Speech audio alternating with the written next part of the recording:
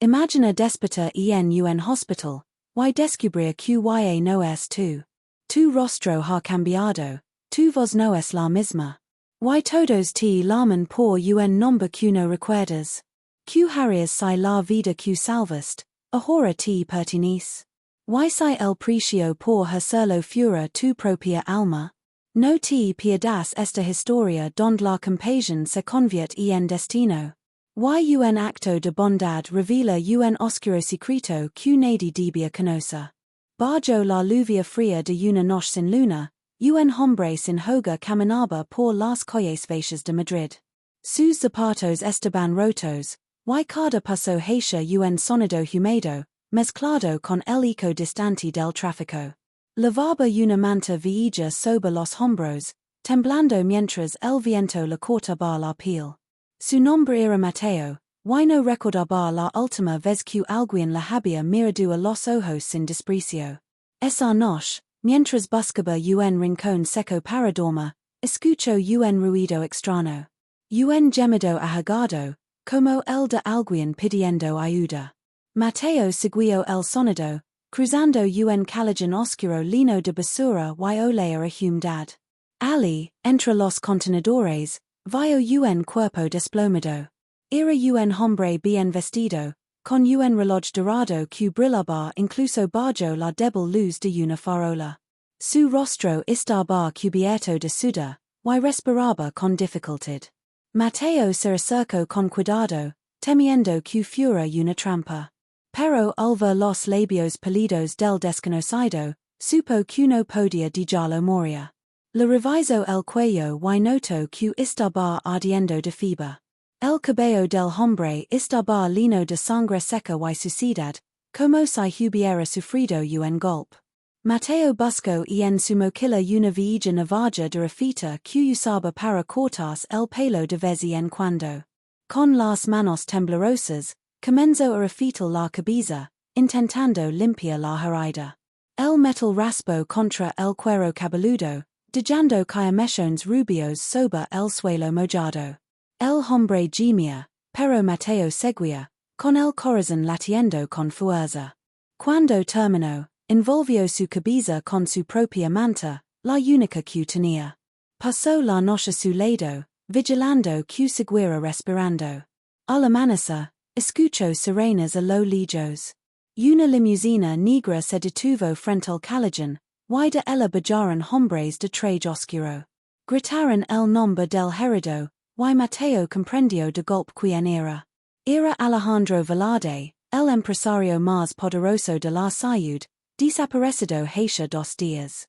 Los guardaespaldas corrieron hacia ellos, apretando a Mateo con violencia. Pero cuando el magnate abrió los ojos, su mirada fue directa hacia el vagabundo. Y con voz débil, susurró algo que hizo que todos se quedaran inmóviles. Mateo no entendía por qué el silencio se volvió tan pesado de repente. Uno de los hombres se arrodilló junto a Alejandro, asintiendo con respeto. El millonario extendió la mano temblorosa hacia Mateo, con una expresión imposible de descifrar. Los ojos del vagabundo se llenaron de confusión, sin saber si debía cuidarse o huir. El air parecía de tenis, cargado de algo que ninguno de los presentes podía explicar. Y justo antes de perder el conocimiento otra vez, Alejandro murmuró una sola frase que cambió todo para siempre. Él me salvó la vida. Él es mi hermano. Las palabras resonaron en el aire, como un trueno que nadie esperaba. Los guardaespaldas se miraron entre sí, sin comprender. Mateo se quedó paralizado, su respiración se aceleró, el corazón le golpeaba el pecho. Hermano. No podía ser. No tenía familia. Hizo creer. Uno de los hombres de traje intentó intervenir, pero Alejandro, aún débil, lo detuvo con un gesto. Su voz, quebrada por el esfuerzo, continuó. Lo abandonamos, hace muchos años, por miedo a la vergüenza. Mateo retrocedió un paso, temblando. Los recuerdos le golpearon como relámpagos. La casa grande, los gritos, el llanto de su madre, y una puerta que se cerró para siempre. Durante años había intentado olvidar aquel rostro. Aquel niño rico que un día fue su hermano mayor. Los guardias llamaron a una ambulancia, pero el magnate se negó a mover sin él. Si él no viene conmigo, yo no voy a ningún lugar, dijo, con una firmeza que sorprendió a todos. El vagabundo no sabía qué hacer. Sus manos seguían manchadas de la sangre seca que había limpiado horas antes. Sus uñas negras, su ropa sucia, su barba desordenada. Y frente a él, los trajes caros, el perfume caro, el lujo del poder. El contraste era doloroso, casi insoportable. Uno de los hombres de seguridad intentó apretarlo otra vez, pero Alejandro gritó con furia. Toquenlo y los despido a todos. El silencio volvió a caer sobre el callejón. Solo se oía el goteo del agua desde las azoteas. Mateo bajó la cabeza, sin comprender por qué su hermano lo defendía ahora, después de tantos años de olvido. Cuando llegó la ambulancia, los paramédicos los subieron a ambos. El millonario tomó su mano con fuerza. No quería soltarla. Tenía miedo. Mateo lo sintió en el temblor de sus dedos. Camino al hospital, las luces rojas parpadeaban en el interior del vehículo, teniendo los rostros con tonos de sangre y miedo. Alejandro intentó hablar, pero el dolor lo ahogaba. Solo alcanzó a decir: todo lo que tengo es tuyo, solo no me odies. Mateo no respondió. Solo lo miró, con los ojos llenos de una tristeza que venía de muy lejos. Cuando llegaron al hospital, los médicos se lo levaron de inmediato. Mateo se quedó sentado en la sala de espera, rodeado de rostros extraños que lo observaban con desconfianza. Un periodista que paraba por ahí lo reconoció. ¿Es usted el vagabundo que salvó al señor Velarde? Los flashes comenzaron a estallar. Mateo cubrió su rostro con las manos. No soportaba las luces, los gritos, ni las preguntas. Horas más tarde, un hombre vestido de negro se le acercó. Tenía un sobre en la mano y una mirada fría. Esto es para usted, dijo. Dentro había una tarjeta negra con el sello de la familia Velarde y una lave. Su hermano decía verlo. Solo a usted. Mateo sintió un escalofrío recorrer el cuerpo. La lave brillaba débilmente bajo la luz del pasillo, como una promesa, o una advertencia. Se levantó lentamente, con el corazón latiendo más rápido que nunca. Cada paso hacia aquella habitación le pasaba como si caminara hacia el pardo que tanto había corrido entera. Frente a la puerta, respiró hondo, temiendo lo que estaba a punto de encontrar. Y cuando finalmente la abrió, lo que vio en la habitación no era lo que esperaba. En la habitación, el air olía a desinfectante y a algo más. A metal, a miedo, a verdad. Alejandro yacía en la cama, pálido, con tubos conectados a su cuerpo, mientras las máquinas emiten un pitido constante, marcando el frágil ritmo de su vida. Junto a él, en una silla de cuero, había una mujer vestida de negro. Su rostro era frío, elegante, y sus ojos parecían medir cada uno de los movimientos de Mateo. Cierra la puerta, dijo ella, sin apartar la mirada del hombre en la cama. Mateo obedeció. El sonido del clic resonó como un disparo en el silencio. No esperaba volver a verte, hermano, susurró Alejandro, con una sonrisa débil pero genuina. Mateo lo miró, sin saber si debía acercarse o salir corriendo. En su mente, la imagen de aquel niño que jugaba con él en el patio se mezclaba con la de ese hombre poderoso que lo había olvidado. Tú, me abandonaste, dijo, su voz quebrantos. No fue yo, respondió Alejandro, apenas moviendo los labios. Fue ella. La mujer a su lado lo miró con frialdad, como si aquel reproche fuera una simple molestia. Era necesario, Alejandro. No podíamos tener un hermano viviendo en la calle. Arruinarías el apellido. Mateo dio un paso atrás, incrédulo. Tu sabías todo es tiempo que yo estaba vivo? Ella asintió, con una calma que heló la sangre del vagabundo. Sabía. Pero la familia Velarde no pude cargar con eras del pardu. Mateo sintió un nudo formas en su garganta. Sus manos temblaban. Eras. Rapicio, con voz baja, peligrosa. Eso soy para ti. Alejandro intentó incorporarse, pero los tubos lo detuvieron. No la escuches, Mateo. Yo quería encontrar. Busque durante años. Mateo lo miró, entre la rabia y la compasión. No sabía si creer. Entonces la mujer se levantó lentamente, alzando su vestido. Tu hermano no tiene mucho tiempo.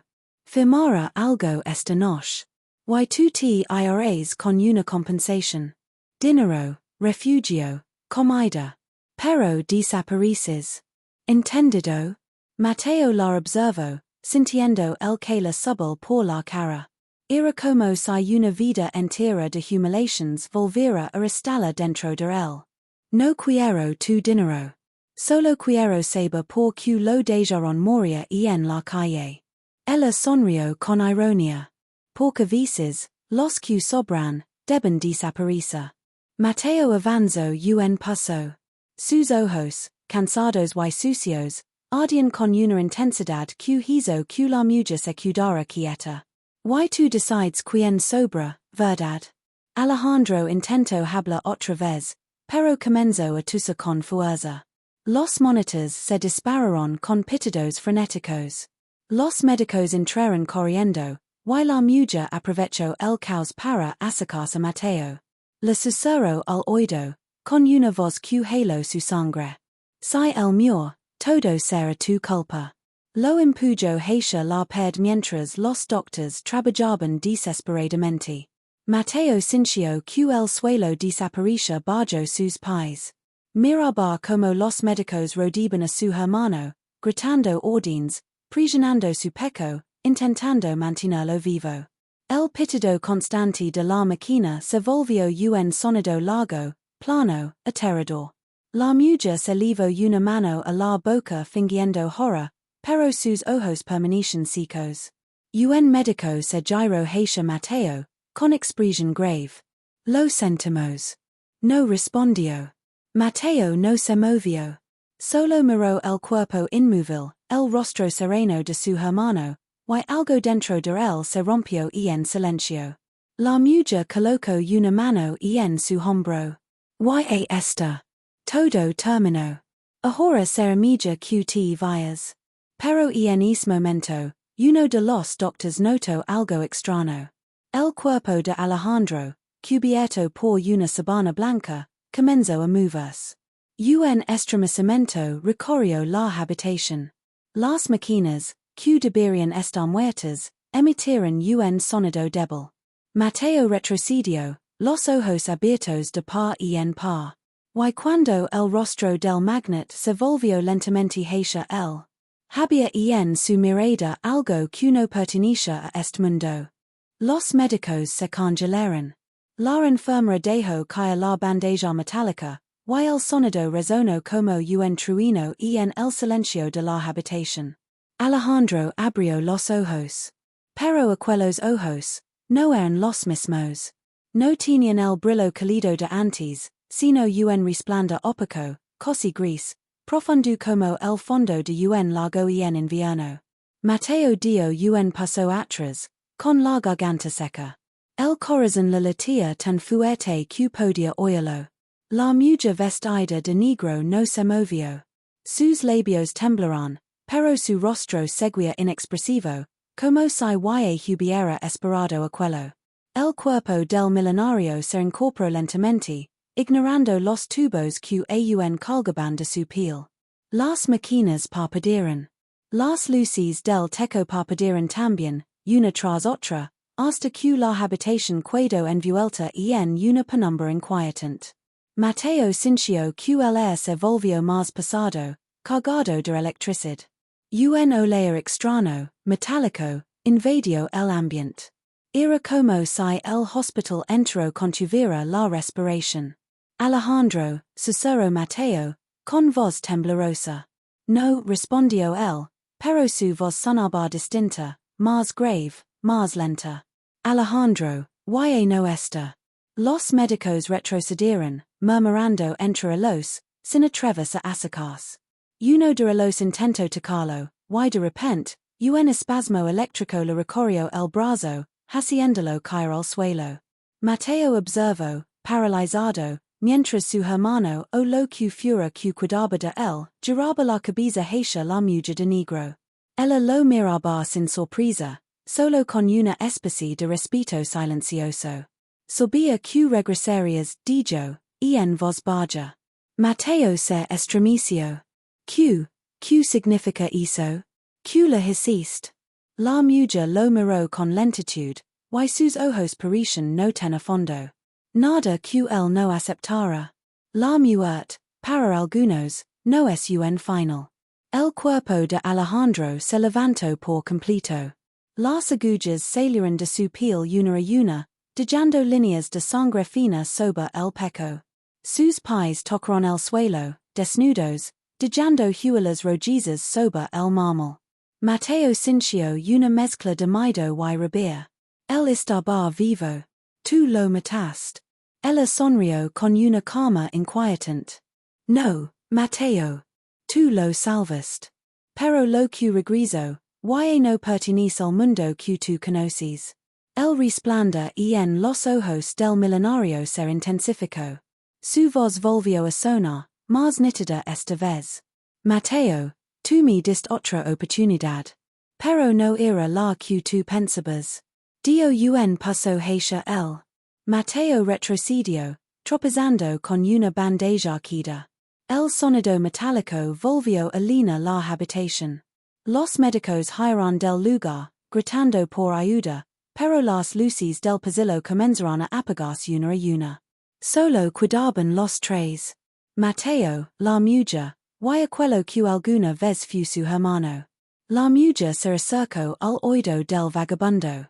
Su voz era un susurro helado.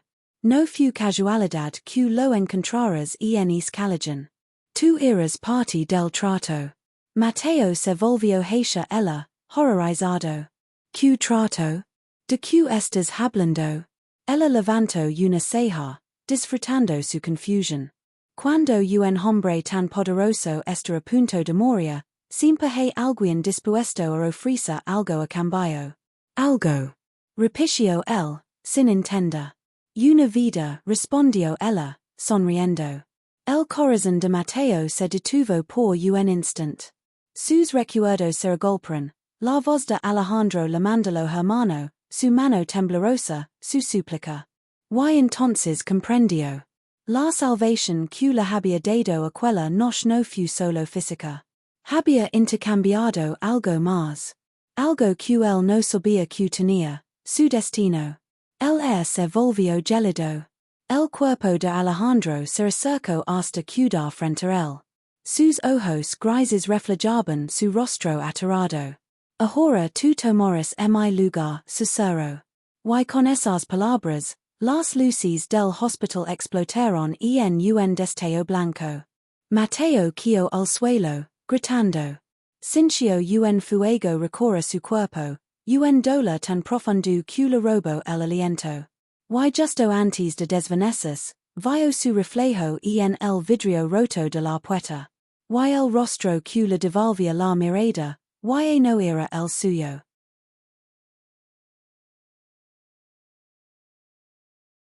El silencio se apoderó del hospital. El humo se disipaba lentamente entre luces parpadeantes y cristales rotos. Mateo abrió los ojos con dificultad. Su cuerpo pesaba, su mente ardía en confusión.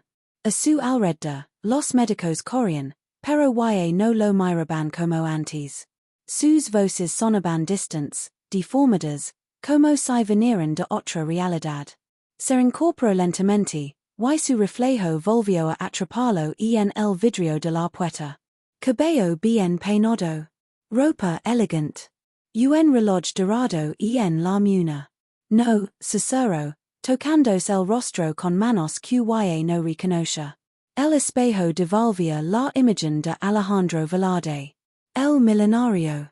El hombre al que había salvado. Una enfermera entró corriendo. Señor Velarde, gracias a Dios, está despierto. El consejo lo espera. Todo está listo para la forma. Mateo quiso gritar que él no era Alejandro, pero su voz era la de él. Profunda. Segura. Distinta. Giró la cabeza buscando a la mujer de negro, pero no estaba. Solo quedó un aroma tenue, como jasmine y humo. Y en la mesa junto a la cama, encontró una nota escrita con tinta oscura. El trato está cumplido. Una vida por otra. No todos los que mueren se van, y no todos los que viven, permanecen. Sus manos temblarán. Trato de recordar su rostro, su voz, su pardu, pero los recuerdos comenzarán a mezclarse con otros que no eran suyos. Negocios. Riqueza. Poder. Y una sensación inquietante de vacío. Camino por el pasillo iluminado, con la mirada perdida, mientras la gente lo saludaba con respeto. Todos lo llamaban Señor Velarde. Nadie veía el vagabundo que había sido. Y en el ascensor, su reflejo lo observó una vez más. Por un instant, juró ver tras el vidrio otra figura, su verdadero yo, sucio, con la manta sobre los hombros, mirándolo desde el otro lado con tristeza. Cuando las puertas se cerraron, el reflejo sonrió. Y susurró algo que solo él escuchó. Ahora tú entiendes lo que cuesta salvar una vida. El ascensor descendió. Y con cada piso que paraba, Mateo sentía que algo dentro de él desaparecía lentamente. Hasta que el nombre Mateo dejó de tener sentido. A fura, la salud seguía viva. Ignorante del hombre que había perdido su alma. Intentando viva en la piel de otro. Y entre las luces del amanecer, una figura vestida de negro observaba desde la distancia. Mientras el viento arrastraba una última frase al vacío. Nadie escapa de los pactos que se hacen por amor. El silencio se apoderó del hospital. El humo se disipaba lentamente entre luces parpadeantes y cristales rotos. Mateo abrió los ojos con dificultad. Su cuerpo pasaba, su mente ardía en confusión. A su alrededor, los médicos corrían, pero no lo miraban como antes. Sus voces sonaban distantes, deformadas, como si vinieran de otra realidad. Se incorporó lentamente, y su reflejo volvió a atraparlo en el vidrio de la puerta. Cabello bien peinado. Ropa elegante. Un reloj dorado en la muna. No, Cicero, tocándose el rostro con manos que no reconoce. El espejo devolvía la imagen de Alejandro Velarde. El millonario. El hombre al que había salvado. Una enfermera entró corriendo. Señor Velarde, gracias a Dios, está despierto. El consejo lo espera. Todo está listo para la forma. Mateo quiso gritar que él no era Alejandro, pero su voz era la de él. Profunda. Segura. Distinta. Giró la cabeza buscando a la mujer de negro, pero no estaba. Solo quedó un aroma tenue, como jasmine y humo. Y en la mesa junto a la cama, encontró una nota escrita con tinta oscura. El trato está cumplido. Una vida por otra. No todos los que mueren se van, y no todos los que viven, permanecen. Sus manos temblarán. Trato de recordar su rostro, su voz, su pardu, pero los recuerdos comenzarán a mezclarse con otros que no eran suyos. Negocios. Riqueza. Poder. Y una sensación inquietante de vacío. Camino por el pasillo iluminado, con la mirada perdida, mientras la gente lo saludaba con respeto. Todos lo llamaban Señor Velarde. Nadie veía el vagabundo que había sido. Y en el ascensor, su reflejo lo observó una vez más. Por un instant, juro ver tras el vidrio otra figura, su verdadero yo, sucio, con la manta sobre los hombros, mirándolo desde el otro lado con tristeza. Cuando las puertas se cerraron, el reflejo sonrió. Y susurró algo que solo él escuchó. Ahora tú entiendes lo que cuesta salvar una vida. El ascenso descendió. Y con cada piso que paraba, Mateo sentía que algo dentro de él desaparecía lentamente. Hasta que el nombre Mateo dejó de tener sentido. A fura, la salud seguía viva. Ignorante del hombre que había perdido su alma. Intentando viva en la piel de otro. Y entre las luces del amanecer, una figura vestida de negro observaba desde la distancia. Mientras el viento arrastraba una última frase al vacío. Nadie escapa de los pactos que se hacen por amor. El silencio se apoderó del hospital. El humo se disipaba lentamente entre luces parpadeantes y cristales rotos. Mateo abrió los ojos con dificultad. Su cuerpo pasaba, su mente ardía en confusión. A su alrededor, los médicos corrían, pero ya no lo miraban como antes. Sus voces sonaban distantes, deformadas, como si vinieran de otra realidad. Se incorporó lentamente, y su reflejo volvió a atraparlo en el vidrio de la puerta. Cabello bien peinado. Ropa elegante. Un reloj dorado en la muna. No, susurró, tocándose el rostro con manos que ya no reconocía. El espejo devolvía la imagen de Alejandro Velarde. El millonario. El hombre al que había salvado. Una enfermera entró corriendo. Señor Velarde, gracias a Dios, está despierto. El consejo lo espera. Todo está listo para la forma. Mateo quiso gritar que él no era Alejandro, pero su voz era la de él. Profunda. Segura. Distinta. Giró la cabeza buscando a la mujer de negro, pero ya no estaba. Solo quedó un aroma tenue, como jazmín y humo. En la mesa junto a la cama, encontró una nota escrita con tinta oscura. El trato está cumplido. Una vida por otra. No todos los que mueren se van, y no todos los que viven, permanecen. Sus manos temblarán. Trato de recordar su rostro, su voz, su pardu, pero los recuerdos comenzarán a mezclarse con otros que no eran suyos. Negocios. Riqueza. Poder. Y una sensación inquietante de vacío. Camino por el pasillo iluminado, con la mirada perdida, mientras la gente lo saludaba con respeto. Todos lo llamaban Señor Velarde. Nadie veía el vagabundo que había sido. En el ascensor, su reflejo lo observó una vez más.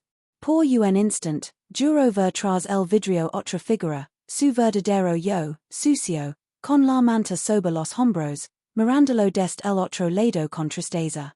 Cuando las puertas se cerraron, el reflejo sonrió. Y susurró algo que solo él escuchó. Ahora tú entiendes lo que cuesta salvar una vida. El ascenso descendió. Y con cada piso que paraba, Mateo sentía que algo dentro de él desaparecía lentamente. Hasta que el nombre Mateo dejó de tener sentido. A fura, la salud seguía viva. Ignorante del hombre que había perdido su alma. Intentando viva en la piel de otro. Y entre las luces del amanecer, una figura vestida de negro observaba desde la distancia. Mientras el viento arrastraba una última frase al vacío. Nadie escapa de los pactos que se hacen por amor.